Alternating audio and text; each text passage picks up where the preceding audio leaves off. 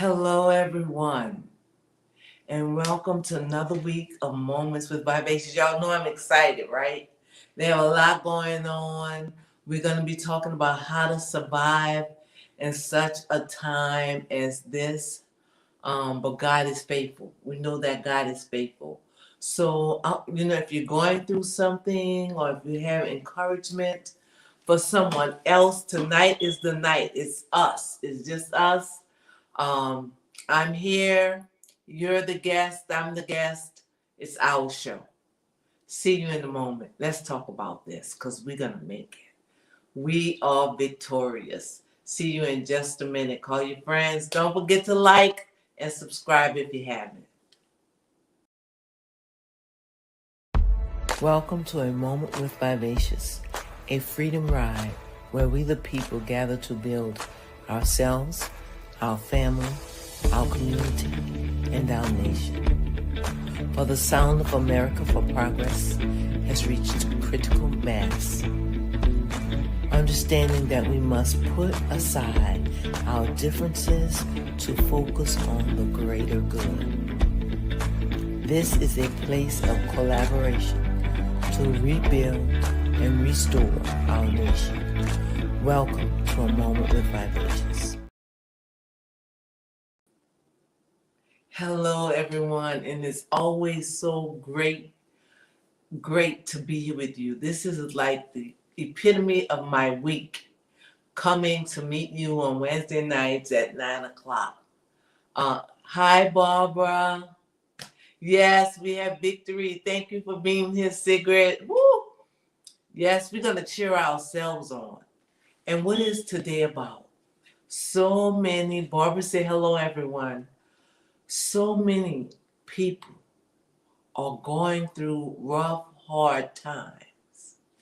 And I think on a video tonight, I'm going to repeat what I'm about to say now. Especially to the church. Hi, Triana. How are you? Thanks for sharing with us. And I'm going to repeat this tonight. Especially to the church. We don't have nothing to do with politics. We say that God has, Triana said awesome. We say that God don't have anything to do with politics, but every opportunity we have to vote is a position and a voice in our lives. You know, when I was in the church, I was like, I guess Jesus reincarnated. I thought I was so holy. And, as long as Jesus is moving through us, we don't want to talk about holiness anymore. But this is not that conversation. We'll have to come back at church and talk about that, okay? But we always say the oil flows from the head down. And anything you see in the world, the church had to open the door. Trump is the president, okay? So that's all I have to say for that. Let that soak in. Another thing I want to say is that these people who are running the government right now is tearing life apart for so many people who was not at that time struggling. They had a good place in life. But now they are struggling. And that's in Republican states. And just to name two, I'm here in Georgia, a Republican state. We have a Republican government who is indirectly, not in front of our faces, but directly in front of our faces, supporting the president that's making rich and poor. And I mean rich as billions. People who think they have thousands and hundreds of thousands and think they're rich, you are not included in their plan. Just want to let you know ahead of time so I can do like the commercial from Kamala Harris and that's it. She told you. okay, in Texas.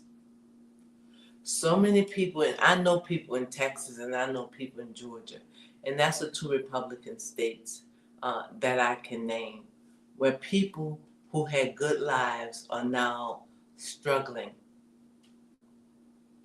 But how do we make it through this time? How do we look at things? And I'm gonna say the first thing that we must hold on to is don't give those people all this power that we're giving them. Because if we settle in it and just say, oh, look what they're doing, look what they're doing to us, look what's happening to us, we fall in the whole time. And if you're not going through that bad time, think of this. How did you get to the good times that you are in right now? It was God's grace that brought you through every level. There's someone that I love very dearly that is going through at this time. Well, first of all, let me. I'm gonna talk about my own situation, kind of my own. You know, your children are your own situation, right? I remember when my daughter, she has epilepsy. I thank God for healing, and she went through a bad after childbirth, really bad seizures, and the seizures crippled her. She was incontinent, and her auntie called me up with a no hope in her voice. And she said, oh, Val, you have to get here. I don't think so. I think you're going to have to take her and the kids to Georgia with you. You know, she was just down. Her auntie was just like, what's going to happen to my poor child? So I dropped everything, left work, and immediately drove home. And when I got there, my baby was in diapers, in her grandmother's disposable diapers. She couldn't walk. She couldn't eat. And I looked at her. And I said, I'm your mother, and I'm always be here. But at this moment, you're also a mother. So I'm going to be here for a week. And at the end of this 7 days, you can either work hard and be able to stand up and take care of your children, or the 5 of us will pack up in my automobile and move to Georgia.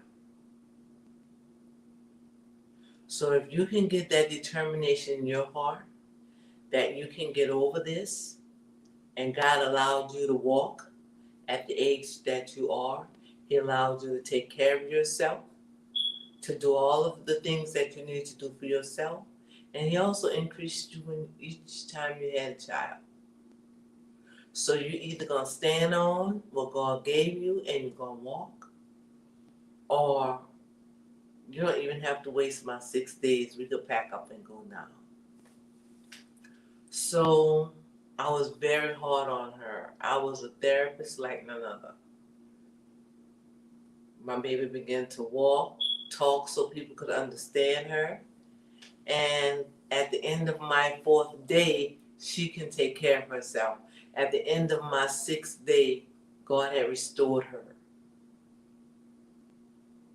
And I say that to say, no matter what you are going through, you have to have the determination that this is not my end.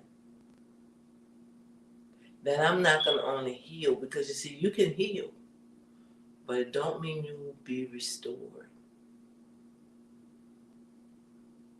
But if you believe that you can heal, be healed, and restored. So her next incident,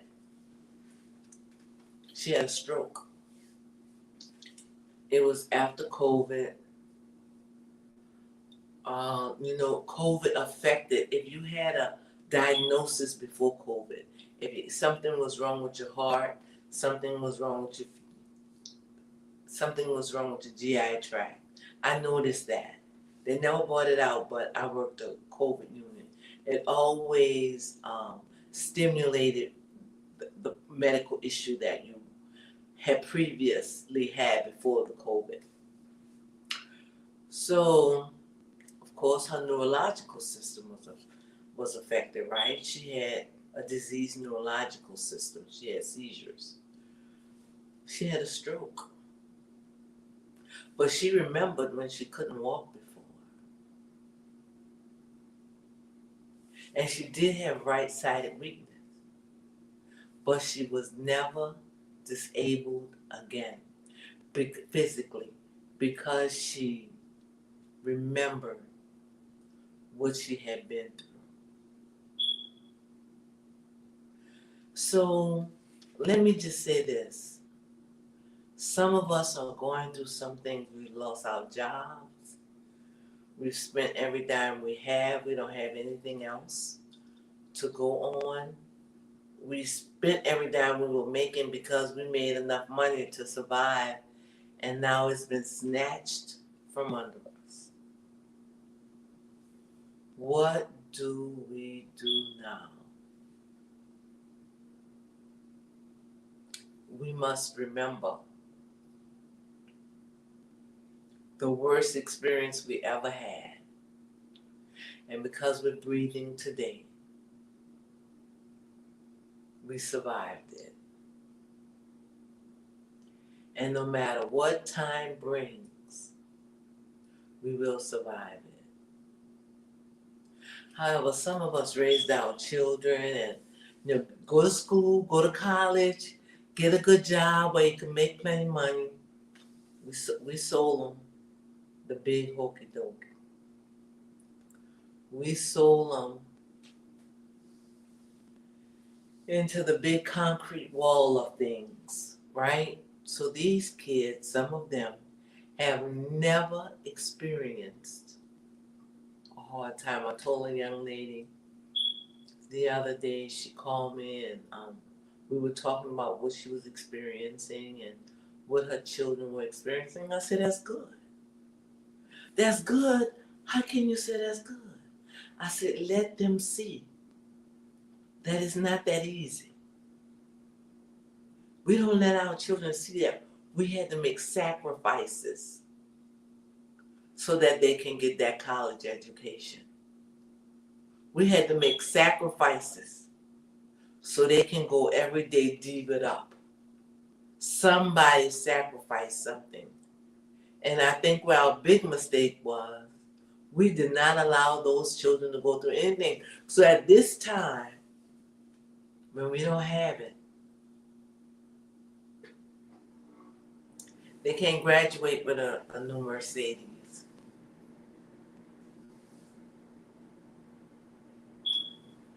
I think that our children are going to go through to teach them how to go through. I'm gonna give one more example, and that's I'm gonna share my own experience. When I first moved here to Georgia, I was a brave soldier, right? I got up, packed my clothes. My family helped move me to Georgia. We got in a beautiful apartment. I had a job that I had applied for before I came. I had a job. And my sister said, bye after a week. I was here with some little money I had saved up. I was in a whole new town and I had no clue, okay? Well, job failed. I didn't get that job. And then when the job failed, the guy said, well, I don't know why I hired you anyway. You're not an RN. So I knew agency. I found an agency job. And one of the agencies was attempt to hire. And I went to Emory, to make the story short. And so working at Emory, they liked my work. They wanted me to be there. And of course, If you know me, I did an excellent job because that's what I do.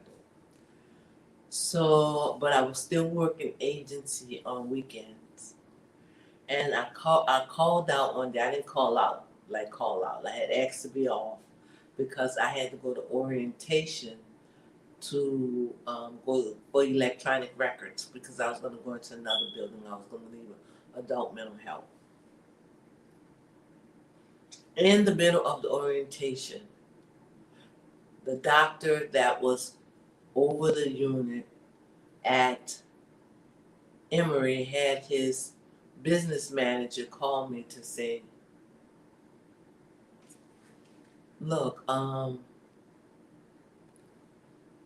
don't want you working anywhere else. If you need overtime, you can work all the hours you can work here.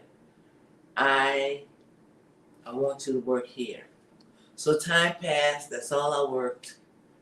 I started another clinic. I started a G2 clinic. It was good. It was good. We was working on, and I had all the time and energy. My whole life, my entire life became that job. It's all I ever talked about, all I ever did. I went there 6 days a week. I was there to all hours of the night. Anytime a parent called, I was there. It became my life. And I'm saying all of this for a reason. That job became my life until the day Dr. Gold skipped the politics of it all. Dr. Gold announced that he wasn't going to be there anymore. Well, some new people had moved in, right? So I was thinking, oh my God, I need to find another job because they didn't feel about me the way Dr. Gold did. To make a long story short, Dr. Gold was gone, and those people wanted me out too. And the day I decided that if I don't quit this job, they're going to fire me and I quit. I fell apart right there on the job. And I did not cry for that job. Not one tear, not one was for that job, but it was for myself. Because I had given away my total self. Thank you, Nola Reeds. I had given away my total self for that job. And I said those stories to build. Anybody who want to add that, anything, just come in, okay? I said those 3 stories. Nola, I told a story about when you had all of your stroke, and when you had gone through with the seizures and you had all the residuals that crippled you. So I didn't ask you first. Sometimes mamas don't. Sorry. If I need to apologize, I'm sorry. We'll talk about it later. But I said those things to say it's 3 different examples. One thing as women, especially Black women, our men and our children do not have a fair outlook in life. Life don't treat them evenly. So we give so much of ourselves for them.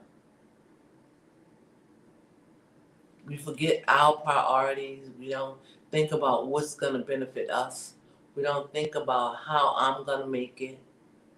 We start saying, oh God, when we're going through, what are they going to do? How am I going to feed them? How am I going to educate them? Oh God, the car broke down. How am I going to get them there? And that's just for the superficial things. The superficial things we think of. Oh, God is gone. Even on our jobs. On our jobs, we think of, and my daughter is just like me. If I have something, I'm putting all of me into it. It's gonna be all. In a way, I'm happy I gave that to her, but I'm sad I gave that to her Because when you're in something like that job, I lost myself. And how many of us listening right now have lost ourselves? And then one day we wake up and say, where am I? Barbara said, you're preaching good. You wake up to say, where am I? What do I want? What would make me happy? What would benefit me?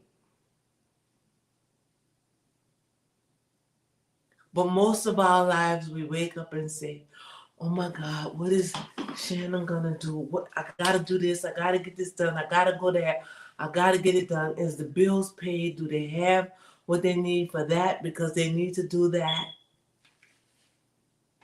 And I'm gonna lay it on you for real right now.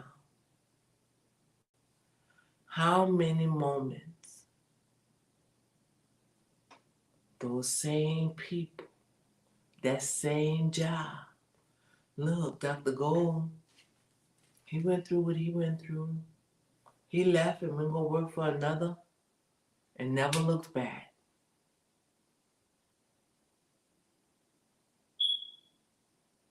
My boss, who loved me dearly, I thought, but she was kind of, I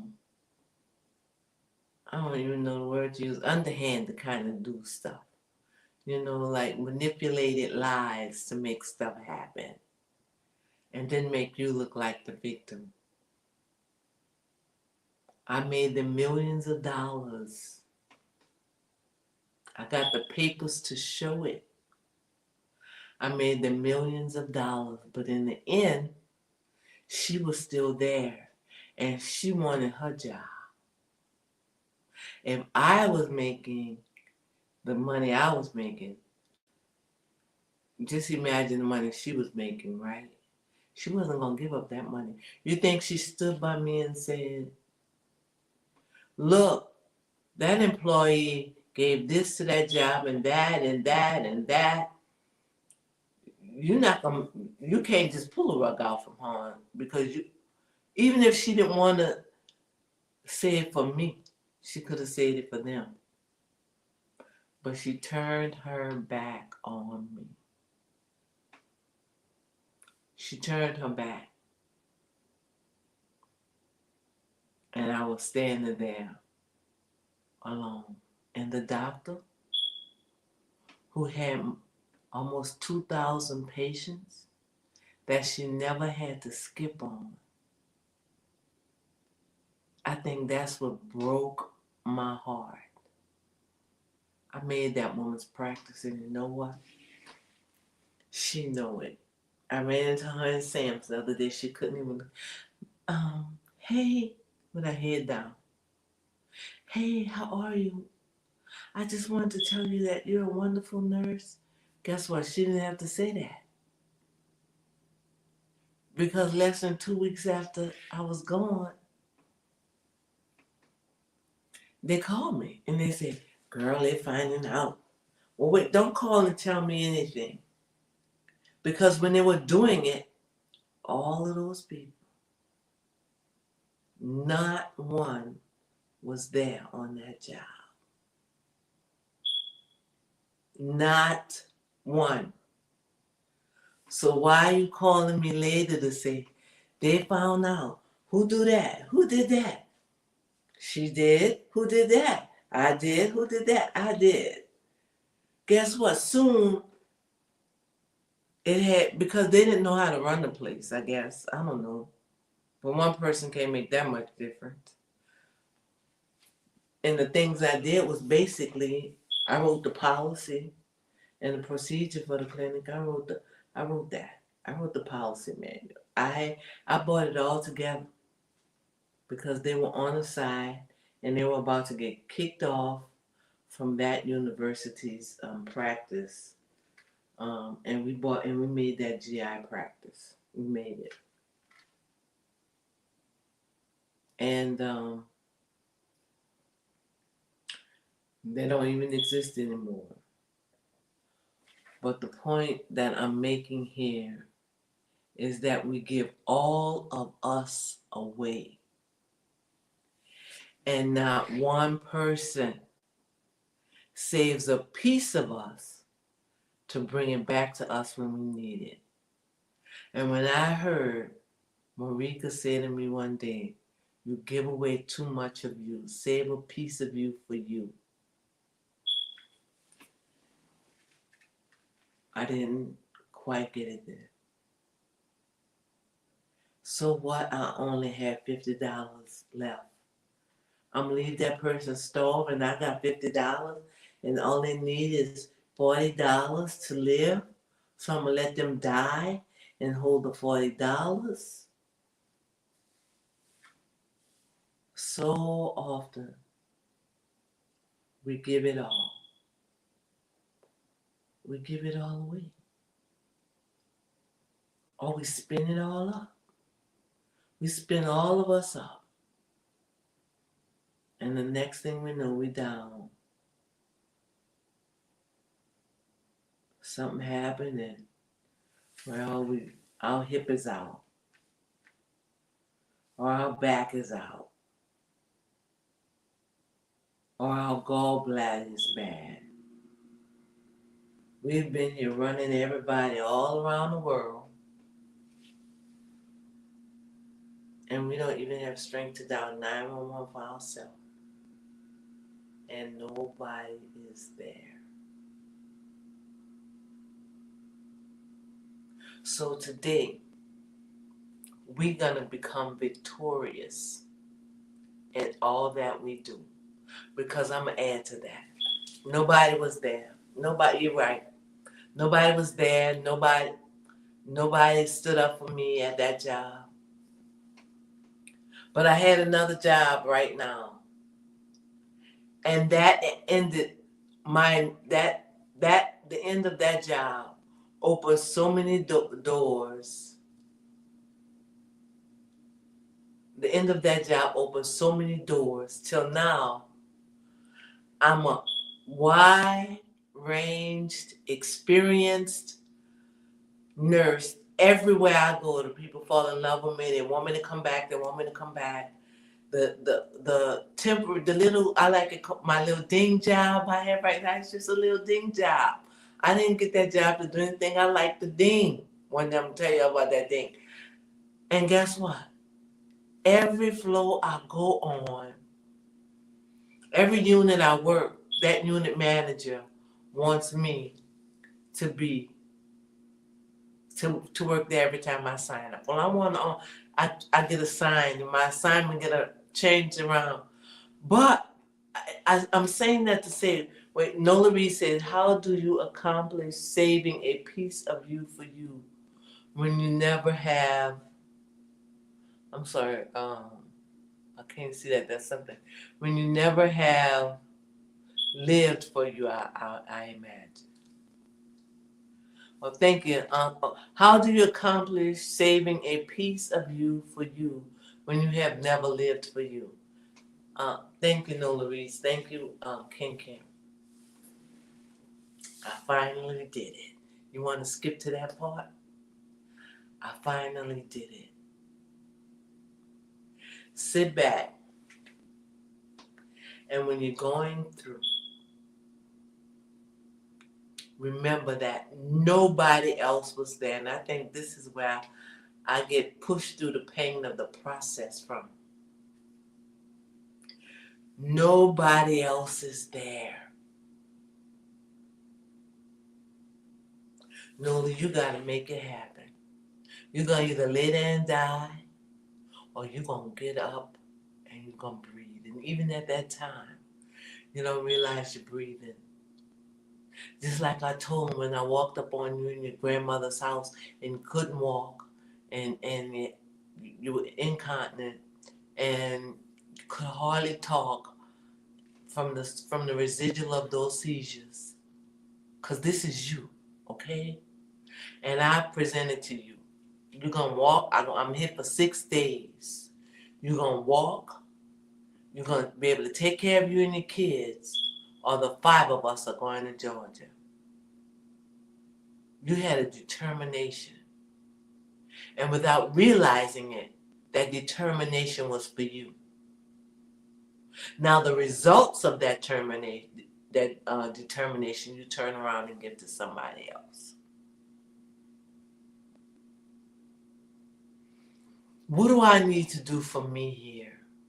I don't want to have somebody to have to come and change me. And I'm a young woman with 3 children.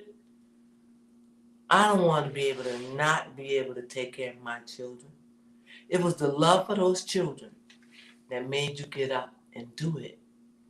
But you had to do it for you. And in 4 days, your grandmother used to sit there and say, oh, Val, she can't do it. Oh, she can't do it. Oh, she can't do it. And I would look at you and say, do it or Georgia.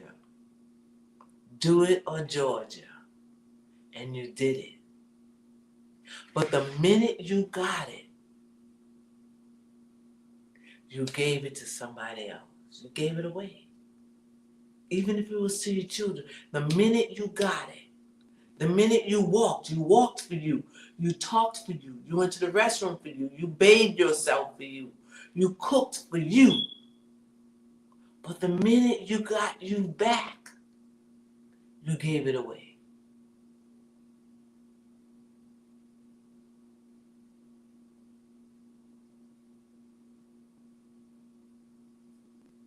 And even, I'm a little better now. Because the last job that attempted, because when I get in there, I start acting like I'm permanent staff. I start, being a part of the people and, being a part of the job. And when I decided I wasn't going to let people use me, I'm walking out of here. I took me out of there for me. I don't care what nobody else said. But I didn't lose my job. My checks still come from the same place. Because I'm not giving myself away like that anymore. And one thing we're going to have to, at this time, this day, and this hour, with things changing like they're changing, we must be there for us. We must be there for me. We got to be doing it for me. Because our families, and especially those children, they're not paying attention. We can't get the grown-ups to pay attention.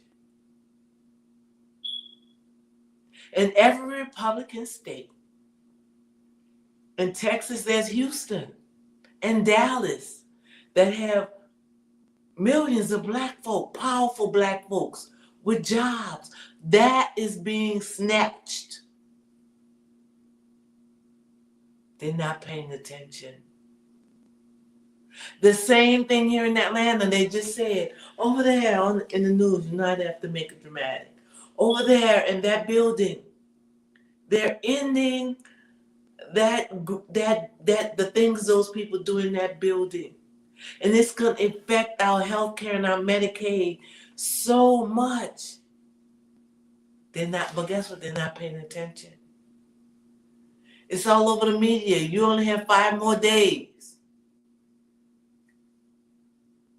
to live like you live in. And your life has been snatched from under you. They've been wrote the plan to snatch it from under you. But we didn't plan back. And that's every single thing in life. Every relationship in life. And that's why we're crazy enough to allow these people to run our nation like it's a business. We try to run our home sometimes like it's a business. But life is not a business. I became irritated with medical care a long time ago because they run it like a business. We're not business. Your life is not a business. It's not about how much money you make. Prosperity is not about the things that you have or the money you have in the bank. Prosperity is about your soul and your spirit. And to get to your question, Kristen, how do you live your life for you? How do you pack your life for you?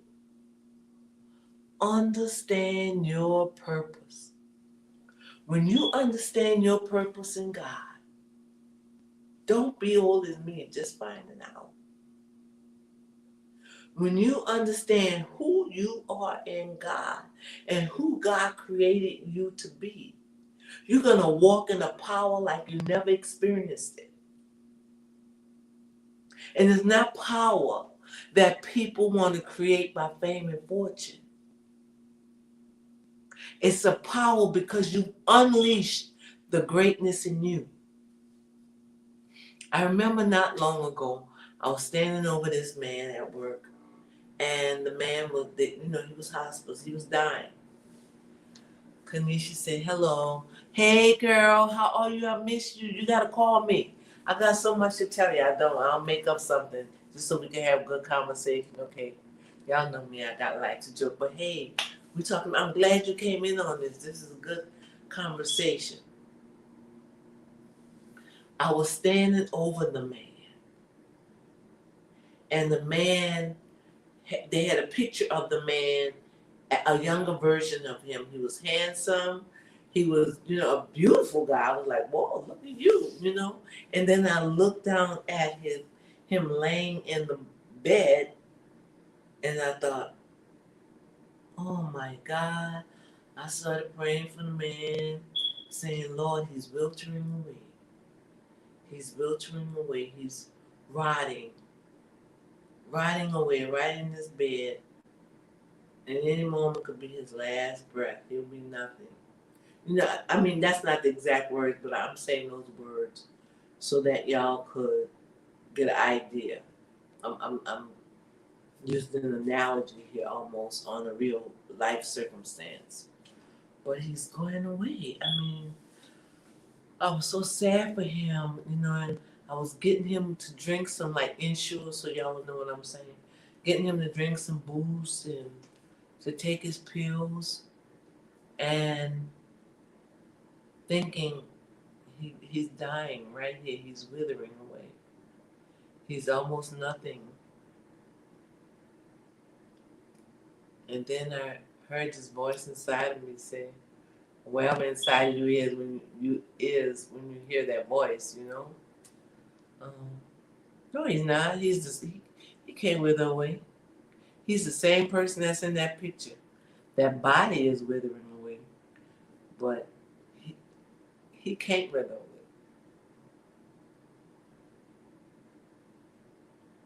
Everybody I created is eternal.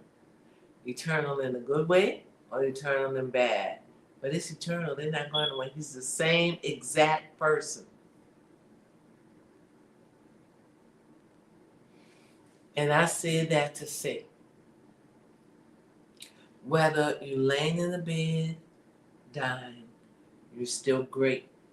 And that's the purpose that God had for you, the way God had for you to end. The way God had for you to begin. If you're in that purpose, it's good. And if you're living every life in that purpose, you're living a great life. You're living the perfect life. You're perfect. You're successful. If you have $1, if you don't have anything. And what I understand about purpose and makes my life so great is no matter what I ever needed in life, at that place that I needed it, God provided it.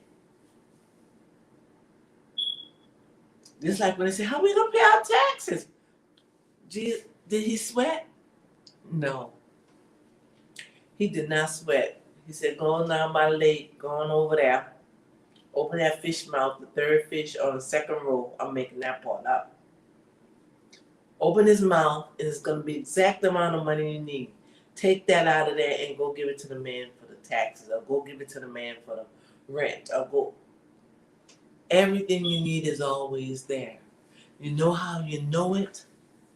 Think about the worst time in your life. everything you needed to survive that moment got you through, especially if you're a child of God. When you got your head out of, oh, this happening, oh, I'm sick, oh, my leg broke, oh, my back, oh, I got to have surgery on my knee, I got to have surgery on my hair. Some of us do that. Just kidding. When you cry out to God, oh God, there's no way I can do this. You have to show up.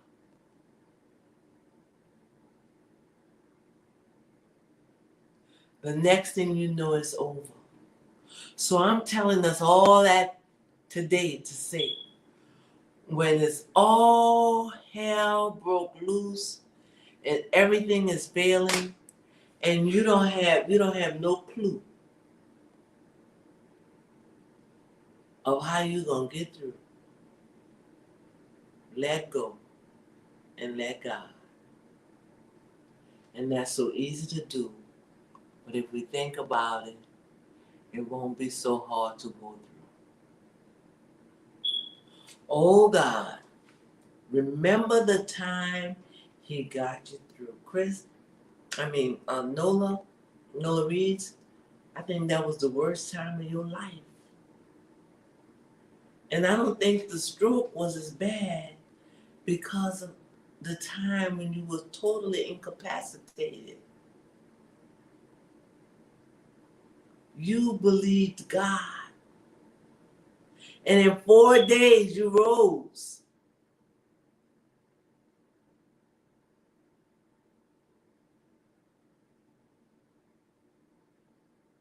And I believe that each and every one of us here listening had a time in our life when we rose.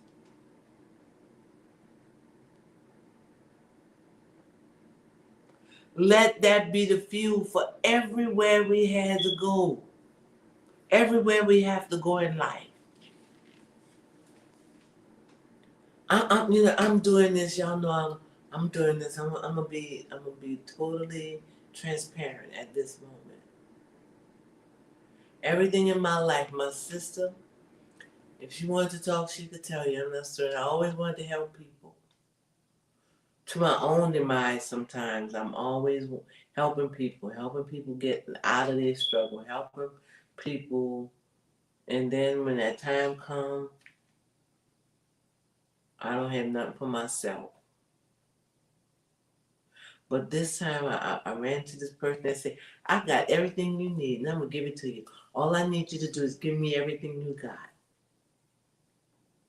Because I believe Vivacious Speaks is everything I got. And too many people have to lose it. Lose. If I don't make the right decisions at the right time. But more than anything, it's everything to me. And today I sat back and said, well, show me what you got. You already see what I got. But I had to sit back and think, how am I going to win this time? Because this time and this place, I can't afford to lose. At this time and at this place, I can't afford to make a mistake. I must make a winning decision for me. And Nola Reeds, if you're right there at this moment in your life, you stop and you go look yourself in the mirror and look yourself in the eye. And you don't think about anybody else around you. You think about, what do I need to make it to tomorrow? Even when you pray, go to God with what you need.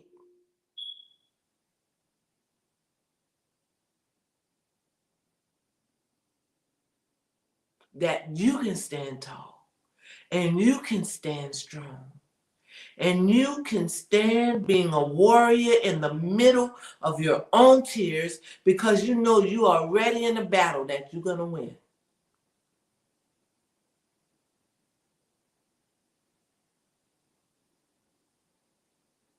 Know what you did to Lord, move the mountains within me. Don't worry about the mountains outside.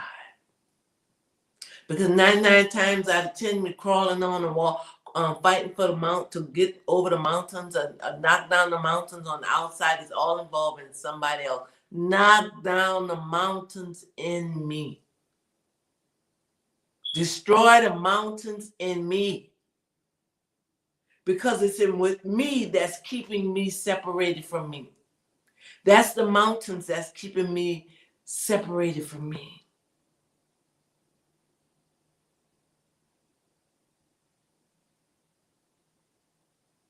We have to know what gives us joy. What makes me happy? What makes me content? Let me do that today. Don't care about what nobody else feels. You know what I love? What brings me joy is to be excited. If I can say, oh, I mean, I'm all drama. You know, oh, I love that. I'm happy.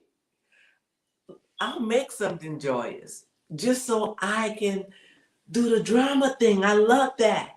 That's me.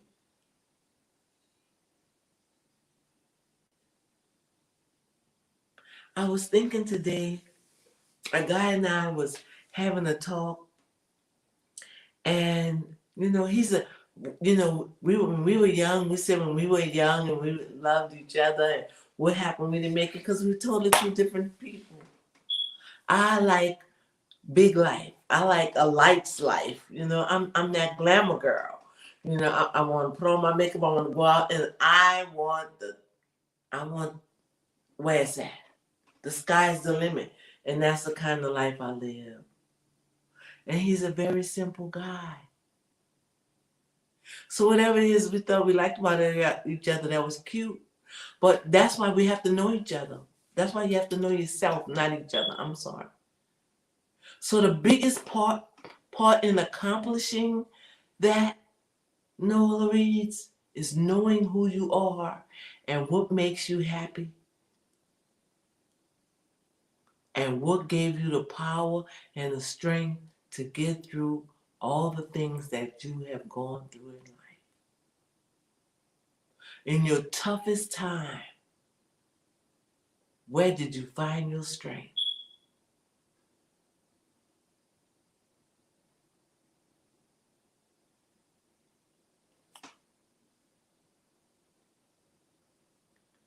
Because it's where you find your strength, your greatness lies.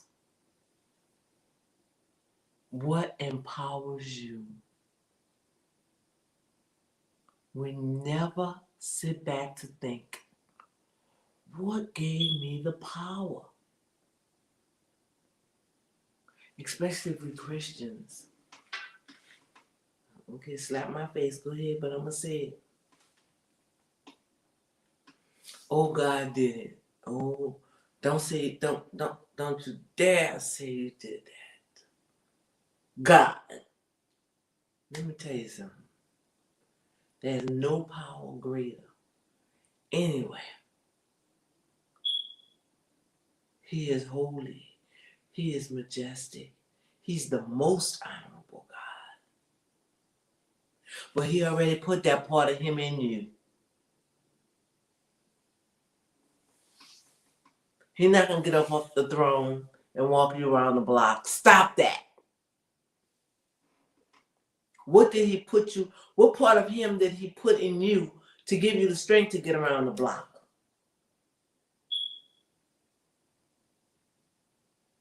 What part of you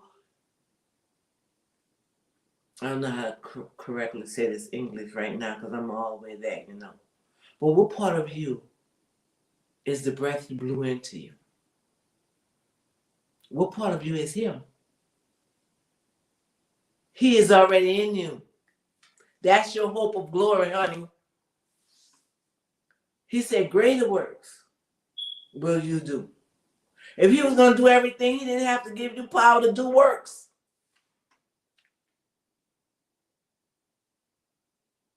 And do you think he's going to empower you to do works on the outside and not give you power for yourself? To build you, to know who you are, to be the person that he created you to be, to live in that perfection.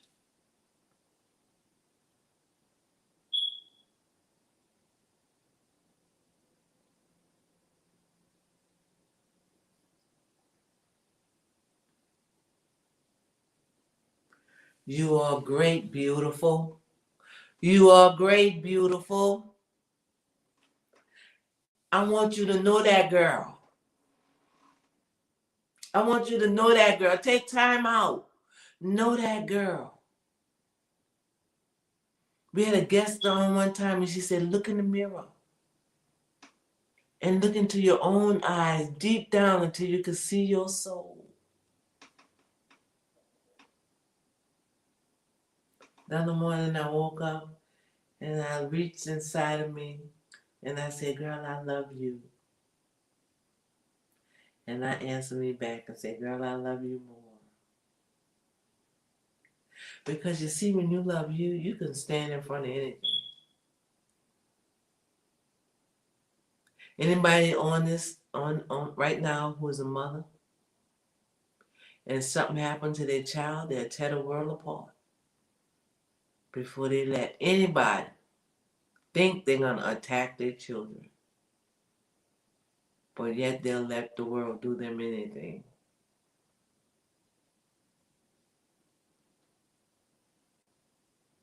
The other day I was at a meeting and the girls say, in 10 years,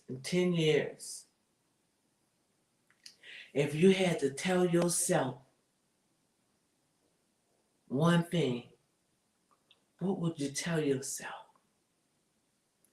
She didn't like what I would have told myself. I said, I'll tell me, girl, you're a badass. Everything you tried to do, you accomplished it. And I don't stop till I get it. But it was because of so many defeats in life. And when I started adding up how I made it through those defeats, some of my life defeats would have broken the best of us. How do people get broken? First of all, they don't take time to know themselves.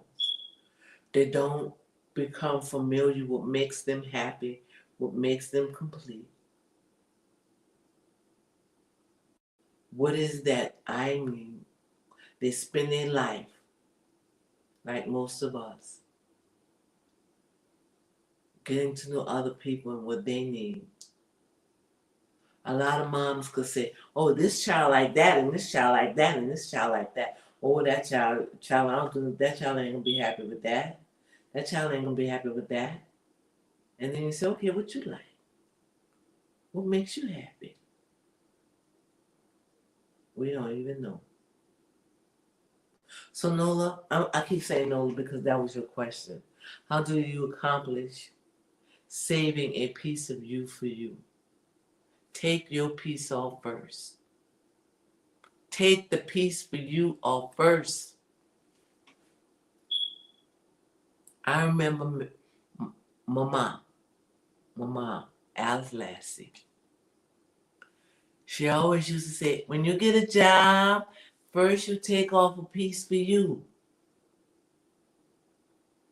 You put some money on the side for you, and then you spend your money and pay your bills. But you take some out for you. See the way we get out there and make sure everybody get to where they're going? We got to set some places for us to go. And I don't mean places where for us to go and we're falling apart. I know what I like. I like to dance. I like to have me a nice little drink or some wine sometimes. When I'm drinking, because sometimes in my life, and I'm um, in the place with God, I'm consecrating. I don't touch any of that. I don't do any of that. But if it's not at that time, what I like chicken wings and champagne, and I like certain music, and I like to dance. I like to talk to people. That's what I like. I want to learn people. That's what I enjoy, and I love to be excited. Playing drama. I don't like drama like mess drama. I like drama like something happened. Girl, you like if you're gonna tell a story, don't just say, "Oh, they went around the corner and they saw a horse." Girl, they went around that corner and there was a horse over there. But that's what I like. What do you like? What makes you happy? Don't wait till you all broken apart and can't find the strength to cry. You ever been in that place? That place is so hard you can't find the strength to cry.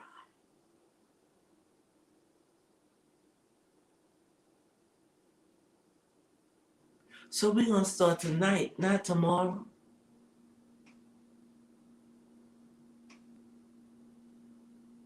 Before we start figuring anything else out about life, think about something about yourself that make you smile.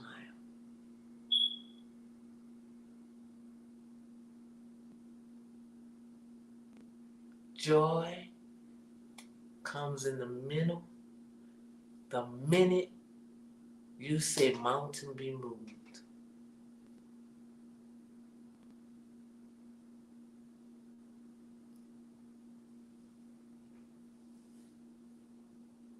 I enjoyed tonight, and I hope that somebody has something.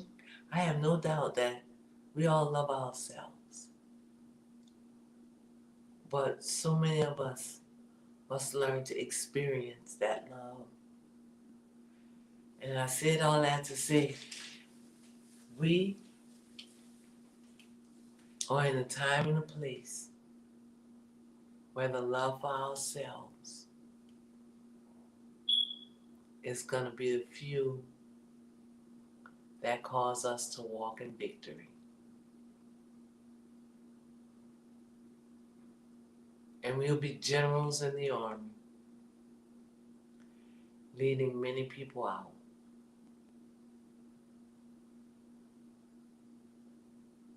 When we empower ourselves first.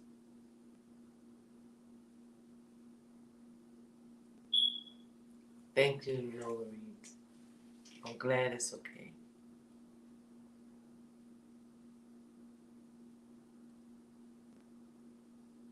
But don't let another day of your life be wasted when you don't have a piece of that day just for you. Just for you.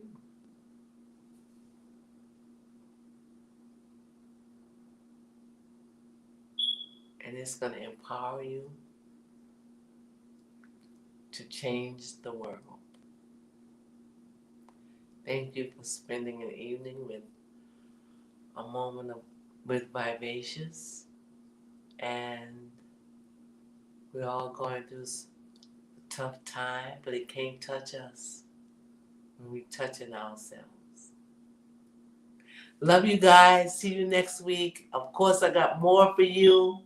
We're coming up soon with our Sunday special. It's going to be Triana Arnold James, and she's talking about the power of womanhood. Come on over. Come on over. We're going to have that video. You'll see the trailer come out in just a few days, okay? See you soon.